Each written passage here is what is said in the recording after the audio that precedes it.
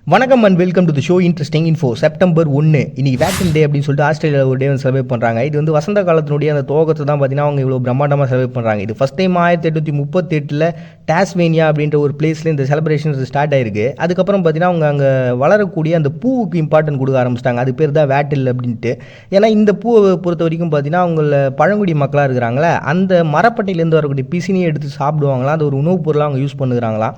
And இந்த மரத்தினுடைய தண்டு ஒரு பெரிய லெவலில் எரிபொருளாக எல்லாரும் யூஸ் பண்ணுறாங்க. அண்ட் ஈரப்பதமான பிளேஸில் வந்து பார்த்திங்கன்னா தேனீக்களை கவர்ந்து இழுக்கணும் அப்படின்னா இந்த மலரை யூஸ் பண்ணுறாங்க. ஏன்னா இதுலேருந்து வரக்கூடிய ஸ்மெல் வந்து பார்த்திங்கன்னா அவ்வளோ நறுமணமாக இருக்குமா. அதனாலேயே நிறைய பேர் இது வந்து ஒரு ஆராய்ச்சியோடு சேர்த்து ஒரு நறுமண பொருட்கள் தயாரிக்கிறதுக்கு இதை யூஸ் பண்ணுறாங்க.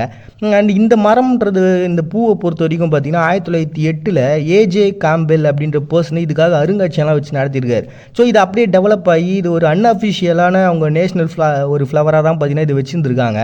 ஒரு கட்டத்துக்கு அப்புறம் 1988 ஃபில் ஹெய்டன் அப்படின்ற பர்சனே எவ்வளோ நாள் தான் இது ஒரு அன்அஃபிஷியலாகவே இருக்குது, அஃபிஷியலாக மாற்றிடும் அப்படின்னு சொல்லிட்டு அதிகாரப்பூர்வமான ஒரு மலராக அவங்க நாட்டில் வந்து மாற்றிட்டாங்க.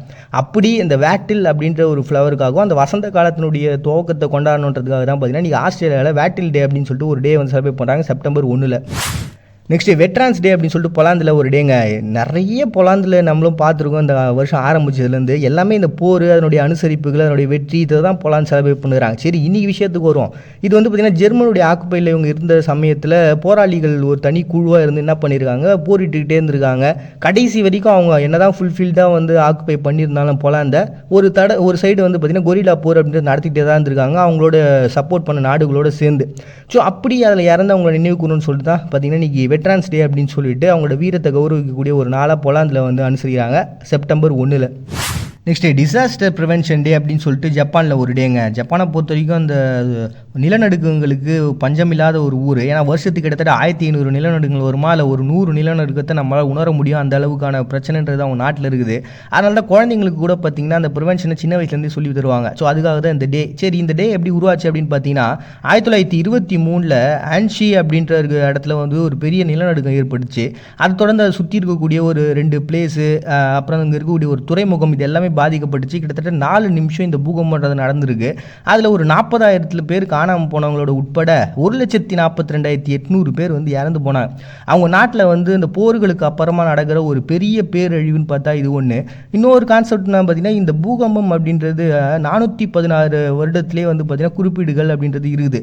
அந்த சமயத்தில் சுயிசோ பேரரசுன்னு சொல்லிட்டு ஒருத்தவங்க இருந்திருக்காங்க. அவங்களுடைய பேரரசுலையும் பார்த்தீங்கன்னா இந்த பாதிப்பு இருந்திருக்கு. அதை தொடர்ந்து 1892, 1899, 1923 உட்பட இந்த 70 வருஷத்துக்கு கேப்பில் இந்த பூகம்பம்ன்றது பெரிய லெவலில் ஏற்பட்டுக்கிட்டே இருக்குது அப்படின்னு சொல்லிட்டு அதை பற்றியான குறிப்புகளும் அதை ஆராய்ச்சி பண்ணுறவங்களும் சொல்லக்கூடிய ஒரு கான்செப்டாக இருக்குது. ஸோ இந்த நாளை பொறுத்த வரைக்கும் அவங்க என்ன பண்ணுறாங்கன்னா அவங்க நாட்டில் இருக்கக்கூடிய குழந்தைங்க முதற்கொண்டு வளர்ந்தவங்க முதற்கொண்டு எல்லாருக்குமே எப்படி நம்ம நிலநடுக்கம் வந்தால் அதுலேருந்து தப்பிச்சு போனோம் அப்படின்னு சொல்லிட்டு அதுக்கான விஷயங்களை சொல்கிறாங்களாம். இப்போ கூட பார்த்தீங்கன்னா கரெக்டாக அவங்க ஒரு 3 நிமிஷத்துக்கு முன்னாடி நிலநடுக்கம் வரப்போகுது அப்படின்னா அதுக்கு முன்னாடி எல்லாருக்குமே வந்து ஒரு தொலைபேசிலையும் சரி அந்த ஒரு சைரன் சவுண்ட் மாதிரி இருக்கும்ல, அந்த சவுண்டு, அப்புறம் அங்கே இருக்கக்கூடிய சுற்றி இருக்கக்கூடிய எல்லா எல்இடிஸ்லையுமே பார்த்தீங்கன்னா இதை பற்றியான டிஸ்பிளே போடுறது அப்படி இப்படின்னு சொல்லிட்டு அந்த 3 நிமிஷத்துக்கு முன்னாடி இந்த விஷயங்களை தெரியப்படுத்துகிறாங்க. அதை தொடர்ந்து அவங்க எல்லாருமே பார்த்தீங்கன்னா ஒரு பாதுகாப்பான ஒரு பிளேஸ் நோக்கி போக ஆரம்பிக்கிறாங்க.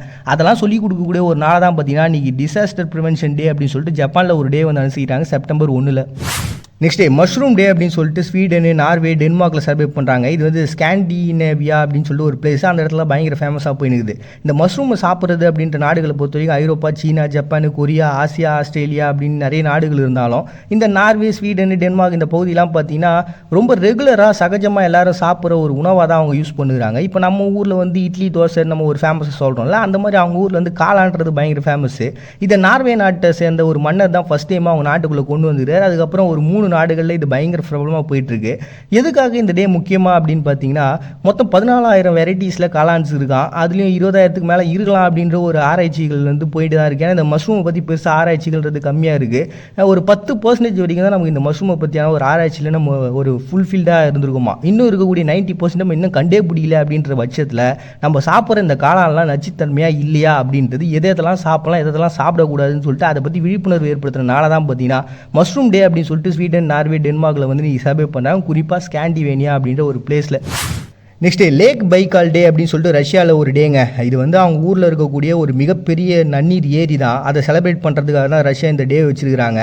ஏன் இவ்வளோ இம்பார்ட்டன்ஸ் கொடுக்குறாங்க அப்படின்னா 1996 உலக பாரம்பரிய தலமாக இந்த பிளேஸை வந்து அறிவித்தாங்க யுனெஸ்கோ. சும்மா இந்த பேரை கொடுக்கறதுனால என்ன இருக்குது அப்படின்னு நீங்கள் யோசிக்கலாம். இப்போ சப்போஸ் அங்கே ஏன்னா போர் நடக்குது, இல்லாட்டி ஏதாவது ஒரு பாதிப்பு நிலத்தடியிலையோ இல்லாட்டி யாரோ ஒரு கழிவு தண்ணியில் இதெல்லாம் பிரச்சனை நடக்குது, நீங்கள் ஒரு கேஸ் கொடுத்தீங்கன்னா போதும், அங்கே உலக நாடுகளில் இருக்கக்கூடிய இந்த அமைப்பு உள்ளே வந்து பிரச்சனை பண்ணுவாங்க. ஸோ அந்த அளவுக்கு ஒரு பவர்ஃபுல்லாக கொடுக்குறது தான் இந்த நேம்லாம். அதனால தான் இதெல்லாம் சொல்கிறேன். சரி, இப்படி இவ்வளவு பெருமை இருக்கக்கூடிய ஒரு லேக்குக்கு காரணம் என்னன்னு பார்த்தீங்கன்னா, அதை சுற்றி இருக்கக்கூடிய அனிமல்ஸு தாவரங்கள்லாம் இருக்குல்ல, இதெல்லாமே அந்த பகுதியில் ரொம்ப அரிய வகையாக இருக்கா, அது அங்கே மட்டும்தான் இருக்கா. அந்த பல்லுயிர் பெருக்கம்னு சொல்லுவோம்ல, இந்த கான்செப்ட் அந்த பகுதியில் அதிகமாக இருக்கிறதாலே ரஷ்யாலாம் வந்து பார்த்தீங்கன்னா நிறைய ஆராய்ச்சியாளர்கள் அங்கே வந்து இனிமேல் ஆராய்ச்சி பண்ணிட்டு தான் இருக்காங்களா, அங்கே என்ன மாதிரி ஸ்பீஷஸ்லாம் இருக்குது அப்படின்னு சொல்லிட்டு. ஸோ இது வந்து ஒரு பெரிய உலகத்திலேயே 6வது ஒரு பெரிய ஏரியா, 37,722 கிலோமீட்டர் லென்த்தாக இருக்கக்கூடிய ஒரு ஏரியா இருக்குது. சைபீரியாவினுடைய முத்து அப்படின்னு சொல்லிட்டு பெருமையாக மக்கள் சொல்லக்கூடிய ஒரு ஏரியா.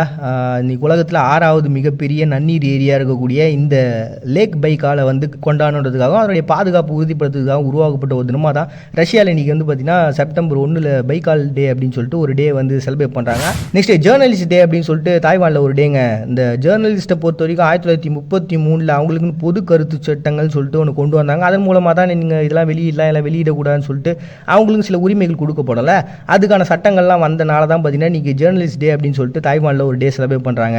அப்புறம் Russia, Belarus, Armenia, Kazakhstan, Kyrgyzstan, மால்டோவாவில் பார்த்தீங்கன்னா இன்றைக்கி day of oil petroleum gas day அப்படின்னு சொல்லிட்டு இண்டஸ்ட்ரி டே கொண்டாடணுன்றதுக்காக உருவாக்கப்பட்ட ஒரு டேவாக இருக்குது.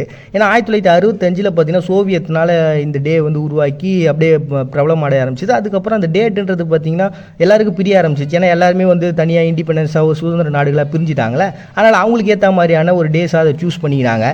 சில நாடுகள் என்ன பண்ணிட்டாங்கன்னா இதை அப்படியே 2வது ஞாயிற்றுக்கிழமை அப்படியே மாற்றிட்டாங்க. ஸோ அந்த டேட்டுன்றது இப்போ இந்த நாடுகளில் டிஃபர் ஆகும். பட் ஆனால் எல்லாரும் கொண்டாடுறது இந்த day of oil petroleum and gas industry day அப்படின்னு சொல்லிட்டு தான். ஸோ இது முறையாக 1961 அஜர்பைஜான் நாட்டை சேர்ந்த ஒரு புவியியலாளர் தான் இங்கே எண்ணெய் வளங்கள் இருக்குதுன்றது கண்டுபிடிக்கிறாரு இந்த சோவியத் யூனியன் சமயத்தில். அதுக்கப்புறம் தான் பார்த்தீங்கன்னா இந்த எண்ணெய் வளங்கள் மூலமாக பயங்கரமான டெவலப்மெண்ட் கிடைக்குது. இன்றைக்கி வரைக்குமே பார்த்தீங்கன்னா கிட்டத்தட்ட 30-40% அவங்க நாட்டினுடைய வருவாயின்றது இருந்தால் ஏற்ற இறக்கமாக வந்து நேர்க்கும் வருஷத்துக்கு ஒரு தடவை. அவ்வளோ பெரிய இண்டஸ்ட்ரினா அப்போ கொண்டாடி தான் ஆகணும். அதனால தான் உருவாக்கப்பட்ட ஒரு தினமாக இதை வச்சுருக்காங்க September 1. Next world letter writing day அப்படின்னு சொல்லிட்டு ஒரு டேங்க. இது வந்து ஆஸ்திரேலியாவை சேர்ந்த எழுத்தாளர் ரிச்சர்ட் சிப்கின் அப்படின்ற ஒரு பர்சனால் உருவாக்கப்படுது. இப்போ டிஜிட்டல் ஆயிடுச்சு எல்லாமே பார்த்தீங்கன்னா நெட்டில் ஒரு மெசேஜாக தட்டி விட்டுறோம். பட் எழுத்து வடிவத்தில் ஒரு கடிதம் எழுதுறது அப்படின்றது பார்த்தீங்கன்னா பயங்கரமான ஒரு விஷயம். இது வந்து சும்மா ஜென்ரலாக பார்க்குறவங்க ஒரு பக்கம் இருக்கலாம். பட் இதில் உளவியல் ரீதியான நிறைய விஷயங்கள் இருக்குது. ஒன்றும் இல்லை, நீங்கள் யார் மேலாவது ஒரு ரொம்ப பிடிச்சவங்க மேலே ஒரு கோபம் இருக்குதுன்னு வச்சிங்களேன், நீங்கள் அதை லெட்டராக எழுதிங்க அவங்ககிட்ட கொடுத்தீங்க அப்படின்னாலோ, இல்லை அவங்க அதுக்கு ரிப்ளை பண்ணாங்க அப்படின்னாலோ அந்த ப்ராப்ளம் ரொம்ப ஈஸியாக சால்வ் ஆகுதான். ஸோ லெட்டர் எழுதுங்கப்பா, பிரச்சனை தீரும் அப்படின்ற ஒரு கான்செப்டையும் உள்ளே வச்சு வேர்ல்டு லெட்டர் ரைட்டிங் டே அப்படின்னு சொல்லிட்டு ஒரு கான்செப்ட் வந்து உருவாக்கியிருக்காங்க செப்டம்பர் 1. நெக்ஸ்ட்டு இன்றைக்கி நாலேஜ் டே அப்படின்னு சொல்லிட்டு ஒரு டே வந்து ரஷ்யா செலிப்ரேட் பண்ணுறாங்க 1984. ஏன்னா இது வந்து அங்கே இருக்கக்கூடிய குழந்தைங்களுக்கு டெவலப்மெண்டேஷன் கொடுக்கணும், அவங்களோட நாலேஜ் எந்த அளவுக்கு இருக்குது அப்படின்னு சொல்லிட்டு. இப்போ சில குழந்தைங்களாம் பார்த்தீங்கன்னா பயங்கரமாக பாட்டு போட, டான்ஸ் ஆடும், சில விஷயங்களை கண்டுபிடிக்கும். ஆனால் அதெல்லாம் பாராட்டாமல் நீ ஏன் மேக்ஸில் 0 மார்க் வாங்கணும்னு சொல்லிட்டு அவங்களை திட்டதே வழக்கமாக வச்சுருப்போம்ல, அந்த மாதிரிலாம் திட்டாமல் அந்த குழந்தைங்ககிட்ட இருக்கக்கூடிய திறமையை வெளில கொண்டு வந்து நீ இதில் பெரிய ஆள், இந்த மாதிரி நீ போனீங்கன்னா உங்கள் லைஃப் நல்லா இருக்கும்னு சொல்லிட்டு அவங்களுக்கு புரிய வைக்கணும்னு சொல்லிட்டு சோவியத் இருந்த சமயத்தில் 1984 இந்த டே உருவாக்கிட்டு போயிட்டாங்கப்பா. அதை தான் இன்றைக்கி அப்படியே இப்போ இதுக்கு முன்னாடி நம்ம பார்த்தோம்ல Russia, Belarus, Armenia, Kazakhstan, Kyrgyzstan, மால்டோவான்னு இந்த பிளேஸும் வந்து செலிப்ரேட் பண்ணுறாங்க. நெக்ஸ்ட் இன்றைக்கி கோஸ்டோரிக்காவில் கல்ச்சர் டேன்னு சொல்லிட்டு ஒன்று செலிப்ரேட் பண்ணுறாங்கப்பா. இது வந்து ஆஃப்ரோ அமெரிக்கர்கள், அந்த கருப்பினத்தை சார்ந்தவங்க இருக்காங்க இல்லையா, ஸோ அவங்க நாட்டில் 6.7% இருக்காங்களாம். ஸோ அதனால் அவங்களுக்கு உரிமைகளையும் அவங்களோட ப்ராப்ளங்களையும் பேசணுன்றதுக்காகவும் அவங்க முறையாக இங்கே ஒரு 19ஆம் நூற்றாண்டில் இடம்பெயர்ந்து வந்திருப்பாங்களே. ஸோ அந்த நாளெலாம் சூஸ் பண்ணி தான் பார்த்தீங்கன்னா இன்றைக்கி வந்து இந்த கல்ச்சர் டே அப்படின்னு சொல்லிட்டு கோஸ்டோரிக்காவில் ஒரு டே வந்து செலிப்ரேட் பண்ணுறாங்க செப்டம்பர் 1. நெக்ஸ்ட் இன்றைக்கி இண்டிபெண்டன்ஸ் டே வந்து உஸ்பெகிஸ்தான் செலிப்ரேட் பண்ணுறாங்க. இது வந்து சோவியத் யூனியன் 1990 கலைஞ்சது. ஸோ அதனால் இவங்களுக்கும் ஒரு சுதந்திரம் கிடச்சிச்சு. ரெவல்யூஷன் டே அப்படின்னு சொல்லிட்டு எரித்ரியாவில் ஒரு டேங்க. இது வந்து 1890 இத்தாலி இவங்களை ஆக்குப்பை பண்ணியிருந்தாங்க. அதனால் அங்கே இருக்கக்கூடிய மக்கள்லாம் அப்படியே கொஞ்சம் கிளர்ச்சி பண்ணி 1936 ஃபஸ்ட் டைமாக ஒரு வாரம் ஸ்டார்ட் பண்ணுறாங்க. அதை தொடர்ந்து பிரிட்டிஷ் என்ன பண்ணாங்க, இவங்களை வந்து நாங்கள் பாதுகாக்கிறோம்னு சொல்லிட்டு அவங்களுக்கு கண்ட்ரோல் எடுத்துக்கிறாங்க. அதான் அந்த ஐக்கிய நாடுகள்லாம் சேர்ந்து தலையிட்டு போனோம்ல, அந்த மாதிரியான ஒரு கான்செப்ட்டில். அதுக்கப்புறம் எத்தியோப்பியா என்ன பண்ணாங்க, இவங்க அவங்களோட சேர்த்துட்டு இது எங்கள் பகுதி அப்படின்னு சொல்லிட்டு அவங்களும் பிரச்சனை பண்ண ஆரம்பிச்சிட்டாங்க. ஒரு கட்டத்துக்கு அப்புறம் நாங்கள் மக்கள்லாம் ஒன்றா சேர்ந்து இது எங்கள் பிளேஸ்டா அப்படின்னு சொல்லிட்டு 1961 போர்களை ஸ்டார்ட் பண்ணாங்க. அந்த எழுச்சி தான் பார்த்தீங்கன்னா அந்த டேட்டை சூஸ் பண்ணிடுறாங்க. அண்ட் கடைசியாக இது 1991 உள்ள அது முடிவுக்கும் வந்தது. ஸோ அதனால தான் பார்த்தீங்கன்னா இன்றைக்கி ரெவல்யூஷன் டே அப்படின்னு சொல்லிட்டு எரித்ரியாவில் ஒரு டே வந்து செலிப்ரேட் பண்ணுறாங்க செப்டம்பர் 1. நெக்ஸ்ட் இன்டர்நேஷனல் ப்ரைமேட் டே அப்படின்னு சொல்லிட்டு ஒரு டேங்க. இது வந்து மனுஷனை மாதிரியே ஒத்து இருக்கிற குரங்கினங்களில் ஒன்று தான் பார்த்தீங்கன்னா இந்த இனத்தினை சார்ந்தது. இதுலேயும் பார்த்தீங்கன்னா ஒரு 376லேருந்து 524 இடைப்பட்ட அளவுக்கு இனங்கள் இருக்குது அப்படின்ட்டு. அது எல்லாமே 60% வந்து அழிஞ்சிரும் அப்படின்ற ஒரு விளிம்பு நிலையில் தான் இருக்கான். ஸோ இப்படி ஒரு பிரச்சனையை அதுக்கு நம்ம கொடுத்துருக்கோமே, அதை பாதுகாத்தாகணும் அப்படின்ட்டு. ஏன்னா இதை வச்சு தானே எல்லா ஆராய்ச்சிகளும் போயிட்டு இருக்கு. அப்போ அதுவும் அழிஞ்சு போச்சுன்னா என்ன பண்ணுறது? அதனால் இந்த ஒரு விஷயத்தை உருவாக்குனாங்களா என்ன எதுன்னு தெரியல. ஸோ ஒரு 70க்கும் மேற்பட்ட நிறுவனங்கள் ஒன்றா சைன் பண்ணி இதை நம்ம பாதுகாப்போம் அப்படின்னு சொல்லிட்டு உறுதிமொழியெல்லாம் ஏற்றதுனால தான் பார்த்தீங்கன்னா இன்டர்நேஷனல் ப்ரைமேட் டே அப்படின்னு சொல்லிட்டு ஒரு டே வந்து அனுசரிக்கிறாங்க செப்டம்பர் 1. நமக்கு ஒன்று பிடிச்சிருச்சுன்றதுனால அதுக்கு ஆப்போசிட்டாக இருக்கக்கூடிய எல்லாத்தையும் பிடிக்காதுன்ற ஒரு மனநிலைக்கு வரோம்ல, அது முட்டாள்தனமாக தான் தோணுது. 2 சாக்லேட்டில் எது நல்லா இருக்குன்னா 2த்தையும் சாப்பிட்டு பார்த்துட்டு சொன்னால் ஓகே, இதுதான் நல்லா இருக்குன்னு சும்மா பார்த்துட்டு சொன்னால் அதை எப்படிங்க ஏற்றுக்க முடியும்? மறுபடியும் எல்லாரும் நாளைக்கு வந்து சந்திக்கிறா. உங்கள்கிட்ட விடைபெறுது நான் உங்கள் பாண்டியா. நீங்கள் பார்த்துட்டு இருக்கீங்க இந்த நிகழ்ச்சி இன்ட்ரெஸ்டிங் இன்ஃபோ.